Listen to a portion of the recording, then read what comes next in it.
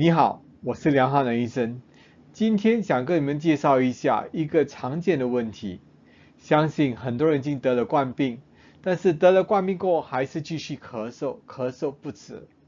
有什么办法解决？又为什么这种问题呢？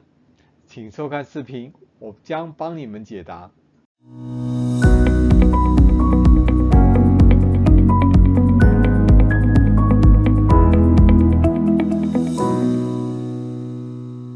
我们开始之前呢，想声明一下，这个视频不可以代替您的医生。医疗资讯还是很重要，你的医生是你最好的搭档。我这个视频希望可以跟你的医生咨询的时候呢，配合好一点，这样的话尽快把你咳嗽解决了。记得这个咳嗽原因其实很多种，我将列出4个例子4个原因，但是每个人时常都认为说只有一个原因造成，其实有可能有2、3个，同时有2、3个不同的原因造成你咳嗽。除了彻底的询问一下你的症状之外，你的医生也可能需要做一些其他的检查，例如听听你的肺或者做一个胸部的 X 光，尤其是感染了冠病过后，时常都可能会有点肺炎，所以可能需要做一个底片看一看肺的 X 光，这样的话可以评估那个咳嗽的原因。很多人看了医生过后，就希望在1天之内咳嗽就可以解决，很少有这样奇妙的事情发生。很多时候都需要一段日子甚至好几天，再加上跟你的医生配合之后呢，那个咳嗽才可以解决。所以请求大家尽量有点耐心。很多人得了冠病过后，持续的咳嗽不止，里面觉得有点痒，有点发炎，必须把那个痰咳出来。咳嗽一发作过后呢，就没法子停止。这个视频主要是解释一下主要咳嗽的原因洞察一下，希望让你们更能了解这个咳嗽的起源。有了这个了解这个起源过后，那有办法更容易控制一下这个咳嗽。记得还是需要跟你的医生一起配合。这里是4大最常见冠病后咳嗽的原因主要是有鼻后滴漏综合症，或者我们认识的鼻窦炎，也可能是胃食道反流，气管问题是第3个原因可能有点哮喘支气管炎或者气道过敏。最后呢，有一个常见的一个问题叫做神经性咳嗽，在里面神经线里面呢有点瘫痪造成的咳嗽。那慢性咳嗽的第一个秘诀呢，就是尽量咳嗽一下，尽量控制你的咳嗽。为什么？你咳嗽的时候，那个空气出来的很快，大概36到50一小时公里的那个速度，每次这样咳下来也会伤到里面的喉咙，所以尽量控制你咳嗽，这样的话你咳嗽会快的比较好。第二，之前我讲的这些4大问题呢，不单单其实可以来控制冠病，其他病毒如流感或者其他伤风感冒，如果接下来还是持续咳嗽的话，也可以用同样的解决方法，同样的秘方来尽量控制一下那个咳嗽。所以这个咳嗽这个秘方呢，不单单只是可以控制冠病以后的咳嗽，其他咳嗽都可能有点帮助。鼻后滴漏综合症相当简单，就是鼻子那边粘液太多，那你躺下来的时候，那些粘液就留在后面，憋在喉咙，碰到喉咙不觉得舒服，那你就要咳嗽。同样的，鼻窦炎呢，也就是在这里发炎，这里发炎的时候，粘液就流到鼻子里面，憋在后面，碰到那个喉咙的时候，喉咙不舒服，你想咳嗽。所以碰到的时候，有些人就感觉得到，有些人就感觉不到。所以到头来，你要看看你自己的鼻子有没有阻塞。所以很多时候他们觉得鼻塞，或者躺下来的时候，那个粘液跌到后面，他就想咳嗽。所以这个是鼻后滴漏综合症的一些症状。解决方法其实相当简单，第一要喝足够的水分。那第二个方法呢，就是一个用鼻窦的冲洗，一种水其实是盐水冲在鼻子里面，从一个鼻孔进去，另一个鼻孔出来。那你把全部的粘液洗出来过后，那你躺下来的时候，你就不会有那个鼻后滴漏这个问题，喉咙不会给影响到，就不需要咳嗽。第三个呢是属于懒人的方法，我比较懒，所以时不时有这个问题的时候，我就在烧水的冲凉，然后就把那个水蒸气呢呼进去的会比较舒服。同时我的鼻子呢会流好多鼻水出来，那是正常的，把全部喷出来过后呢就没事。另一个方法就是把一个烧水放在前面，放在一个杯子里面，那个水蒸气呼进去，然后同样的把全部的鼻水呢喷出来，就会更舒服了。第四个方法呢，需要你的医生来配一些药，就是用类固醇。类固醇有一种呢是一种喷雾器，喷在鼻子里面；另一个方法就是口服的。口服的影响身体的效果会比较大一点，所以我们通常鼓励你用那个喷雾器，类固醇的喷雾器射在鼻子里面就会快点好。希望没有那个太多的类固醇的后遗症。这里有两个图片，一个呢就是上面的呢是那个洗那个鼻窦炎的方法，看起来有点恶心。你把那个水其实是盐水放在一个瓶子里面射进去，接下来从那个鼻孔出来，这样会比较舒服一点。另一个方法呢是叫做 neti pot。neti pot 就是一个罐子里面有水跟盐分，倒进一个鼻子里面接下来呢它慢慢流进一个鼻孔，从一个鼻孔出来，记得两边都需要做，这样那个效果还比较好一点，比较快好。这个方法是吸入蒸汽，我挺喜欢这个方法，因为你不需要买那个瓶子那个水跟盐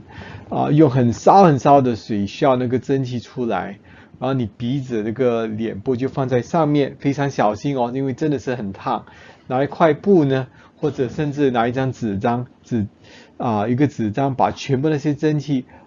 引发到那个鼻子里面。那你呼进呼出的时候，你鼻子就将有很多鼻水这样流出来。鼻水流出来，尤其是后面的流到前面，接下来比较少，那些鼻水会流到后面，甚至连里面的粘液会稍微融化了。那你呼吸的时候更舒服。第二呢，那个粘液也不会流到喉咙后面，那你咳嗽可以稍微轻松一点，没那么严重。胃食管反流是第二个原因，胃是酸性的，但是食道跟喉咙后面呢是碱性的，所以酸性碰到碱性的时候呢会可能有一个相当严重的反应，那你胸部可能觉得很不舒服，可能有压着或者稍微紧紧的感觉，有些人还会感觉到有点辣。但是同样的，你喉咙过后呢，或者咽喉给发炎过后有点反流，你喉咙不觉得舒服，那你就想咳嗽。所以胃食管导流反流这个问题呢，其实相当简单，尤其是新加坡人吧，我们很喜欢吃辣跟酸的东西，所以某些食物如酸辣油腻的咖啡巧克力或者酸性的食物都导致那个胃酸导流更严重，这种情况你咳嗽会更多。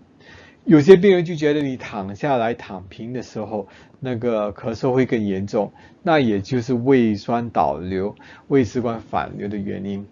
因为你躺下来，尤其是几个小时过后，那个酸性跑到喉咙，接下来你喉咙就不舒服。很多时候，这些病人凌晨6、7点起来，会觉得喉咙很干，很干是因为整个晚上肚子的酸性都跑去喉咙里面，很不舒服。那治疗方法呢？有什么方法？其实相当简单，饮食方面需要控制一下。OK， 油腻脂肪多的酸辣这些咖啡、朱古力这些就要尽量控制一下。控制多久呢？情况越严重的话，就控制越久越好。我鼓励大家是控制最少2周的时间。有些还需要吃一个 PPI， 就是 Proton Pump Inhibitor。这个 PPI 呢由 Omeprazole、Esomeprazole 做一个简单的例子，可以把肚子的酸性减低。这个是比较常见的药物，有更强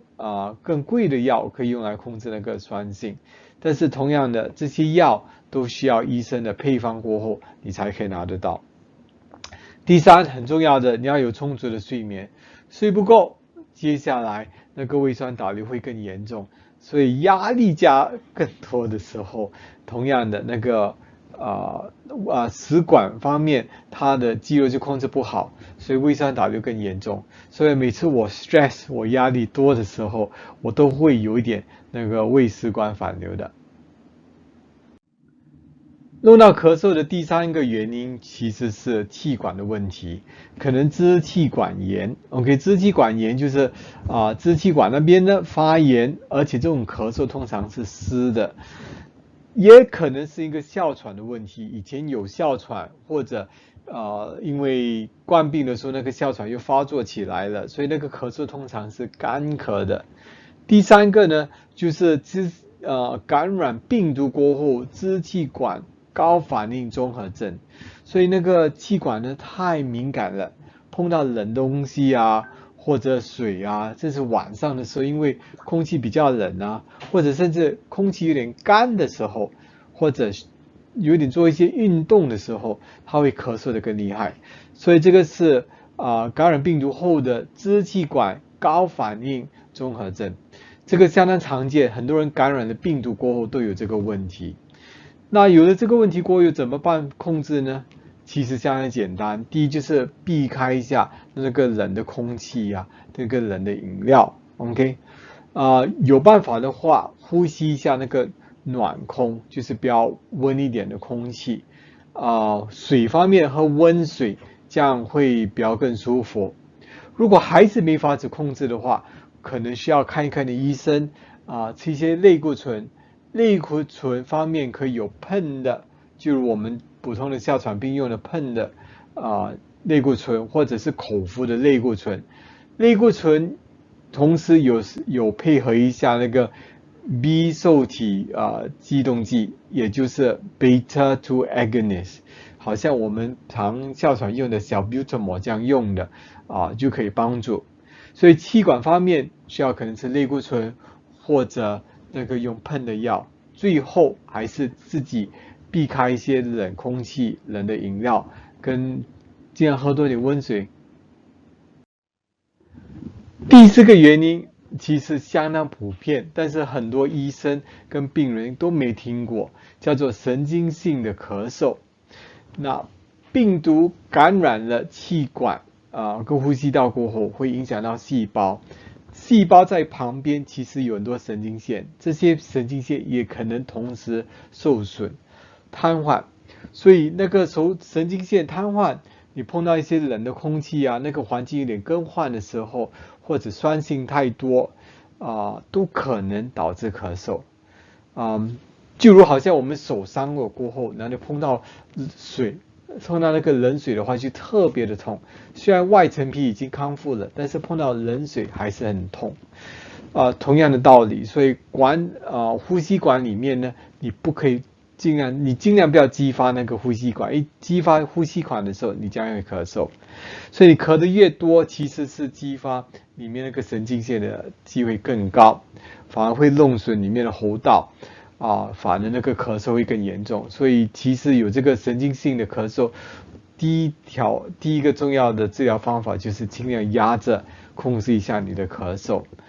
那就怎么办法控制这个问题呢？尽量就是舒软一下喉咙。一个方法很管用的方法就是蜜糖加温水。那你喝的水全部也是要温的，你一碰到冷的水，你会咳嗽的更多。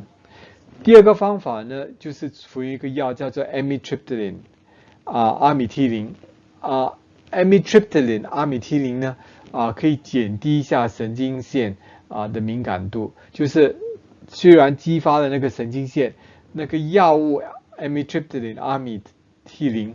就会说压着那个神经线，不给它发作起来。那你没有那个感觉，没有感觉你就尽量不要咳嗽所以其实是控制这个神经性的咳嗽的最良方法。刚才也大概说过了，那个蜂蜜呢，再加上一些温水，这个很管用。其实有一个润喉的功能，而且这个是有科学证据的哦，所以你不要小看这个蜂蜜加温水的方法，治疗方法。我不鼓励你单单只是这样喝那个蜂蜜，加点温水里面，因为蜂蜜太浓的话，可能会伤了喉咙。在这里呢，帮大家总结一下4大原因造成冠病咳嗽的有那个鼻后滴漏综合症跟鼻窦炎，就是鼻子里面呢那些粘液跌在后面碰到那个喉咙的时候很不舒服，你就咳嗽。第二个原因可能是胃食管反流，肚子的酸性跑上来，影响到食道跟喉咙碰到的时候不舒服，你就要咳嗽。第三个是个气管问题，可能是哮喘、支气管炎或者气道有点过敏，所以呼吸到冷空气的时候就会激发变成有咳嗽。第四个原因就是神经性的咳嗽，就是那个神经线呢稍微太敏感了，所以碰到可能冷水冷的空气或者有点不舒服的时候，就可能会有咳嗽。所以这个是4大咳嗽的原因。我再重复一遍哦，虽然你可能咳嗽可能是冠病造成的，甚至不是冠病造成，很多时候都是用同样的咳嗽原因造成的。那我在讲这些问题的时候，也是有讲到说蜂蜜加温水其实很有帮助，不管什么情况，什么样的咳嗽蜂蜜加上温水的话，你可以有润喉的功能，所以鼓励大家呢喝多一点。那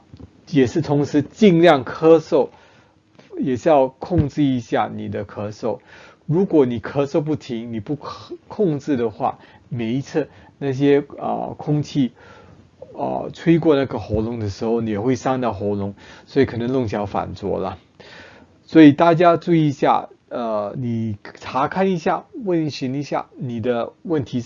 到底是咳嗽是什么原因造成的，针对那个问题，那你咳嗽可能会好得更快。第二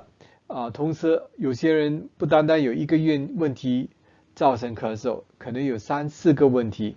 同时造成咳嗽，所以你要同时针对这4个原因